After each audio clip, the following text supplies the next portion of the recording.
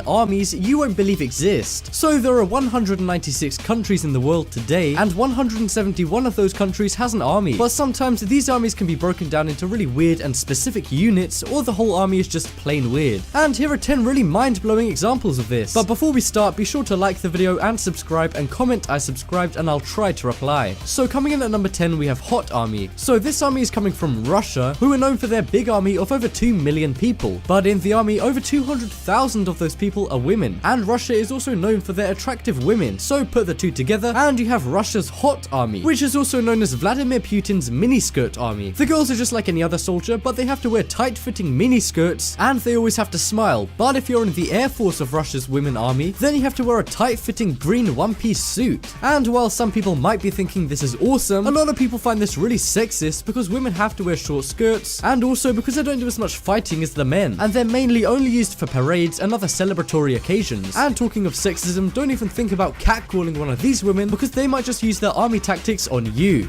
But coming up next we have the Filthy 13. So these guys were part of the United States Army in World War II, and what's weird about these guys is that they were basically all criminals who committed violent crimes and were then put into prison. But the army thought they could use their violence to their strength during the war, so they let these guys leave prison to come and fight for the army. And soon after that, the group became infamous for being so good at their job, so they were allowed to do some things that other soldiers would probably get kicked out for, like having mohawks and face paint to energize the soldiers, and getting drunk and stealing cars when they were waiting for their next location. So these guys were basically the army's biggest rebels, and they have some responsibility for why we defeated the Nazis in World War II. Maybe a bit of rebellious behavior isn't so bad after all.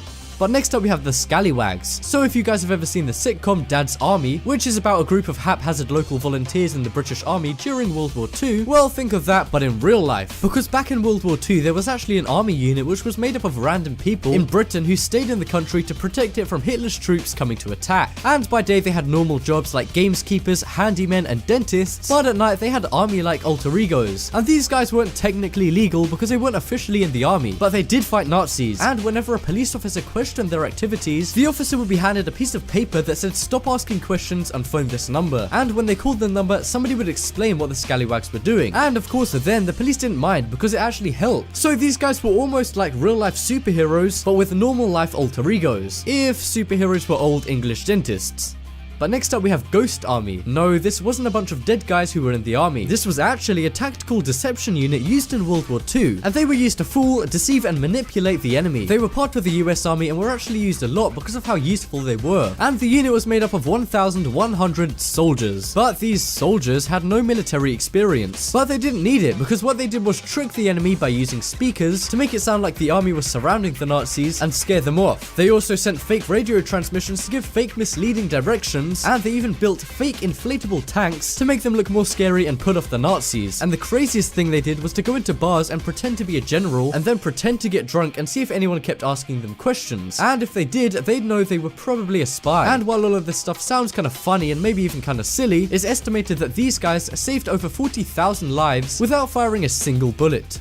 But coming up next we have the 61st Cavalry Regiment. So if I showed you this photo, chances are you'd assume it was taken ages ago, but this was actually taken in 2014 and it's of a totally modern army. The army is called the 61st Cavalry Regiment and it's located in India, and right now it's the largest and only cavalry army in the world. And cavalry armies are basically regular armies, but the soldiers fight on horseback. And a lot of people would assume that nowadays with nukes and tanks these guys would be obsolete. But no, these guys are still used a lot in India, and the horses are trained all day every day to become incredibly fast and very agile even in a war situation. And much like Putin's miniskirt army, they're also used in a lot of parades and celebrations.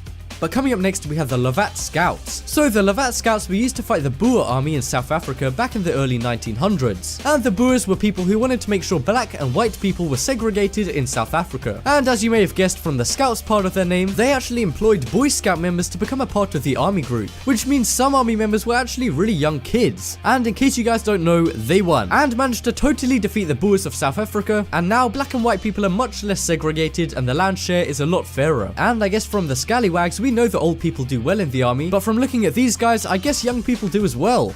But next up we have A-Force. So this was an unofficial army unit set up by a British spy named Dudley Clark in World War II. And I say it's unofficial because they actually set this up illegally during the war. So imagine the scallywags, but instead of regular people like dentists and workmen, these guys were actually unofficial British covert spies who were based all over the world to stop the Nazis back in World War II. And these guys got really famous and went down in history for something they did called Operation Treatment, which was a mission to fool the Nazis into thinking that a group of soldiers from the Middle East called El Alamein were going to arrive at a big Nazi camp 2 weeks later than they actually would, meaning the Nazis were totally unprepared and were defeated pretty easily.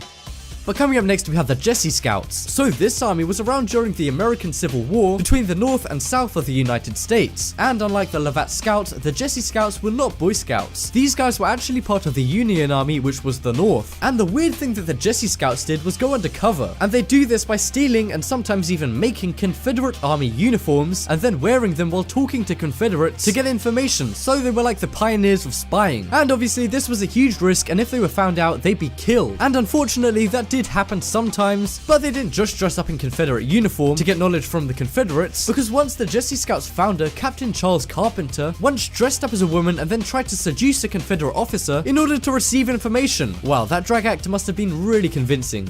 But next up we have Merrill's Marauders. So this is another army unit which is very unknown but also essential in World War II. And they had to go on one of the most dangerous missions of World War II, which was to travel across the jungle of Southeast Asia, which isn't just full of dangerous animals and plants, but also full of equally dangerous Nazi soldiers. And they sometimes had to walk for days, and many died from explosions, gunfire, and even being swallowed up by quicksand. And the weird thing about these guys is that they weren't even army members, they were just volunteers, but despite that, it's estimated that they saved over 4,000 lives. And I just wanted to put them on here because they do not get enough credit. But next up we have the Mormon Battalion. So this is a really old army that fought during the war between Mexico and the USA, and they were responsible for taking over and colonizing California, which is why today if you go to some areas of California you'll see large Mormon communities. But the thing that's weird about this army is the amount of diversity, because you could be as young as 12 to join and as old as 97, and many children did join very young as they had almost 60 kids. And they also allowed women in the army, which may sound normal today, but many years ago this would have been very uncommon. So this guy's army was more diverse than some armies today. So yeah, for better or for worse, they allowed just about anyone into their army.